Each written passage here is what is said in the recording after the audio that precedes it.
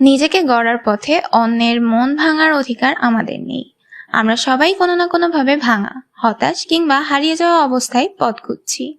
জীবন আমাদের সামনে অনেক চ্যালেঞ্জ ছুড়ে দেয়। মনোবল হারিয়ে ফেলি, নিজের মধ্যেই অস্থিরতা জন্ম নেয়।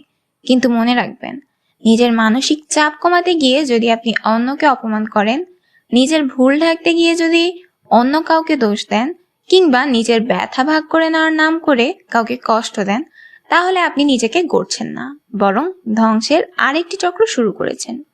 সত্যিকারের শক্তি হলো নিজের ক্ষত নিজেই সারিয়ে ওঠা, অন্যকে সম্মান দিয়ে নিজের সম্মান বজায় রাখা, এবং এমনভাবে এগিয়ে যাওয়া যাতে নিজের ভালো হওয়ার পথ কারো খারাপ হওয়ার কারণ না হয়। Don't heart others to fix yourself. কারণ আপনি যেদিন নিজের উপর নিয়ন্ত্রণ রাখতে শিখবেন, সেদিন থেকেই শুরু হবে আপনার সত্যিকারের পরিবর্তন।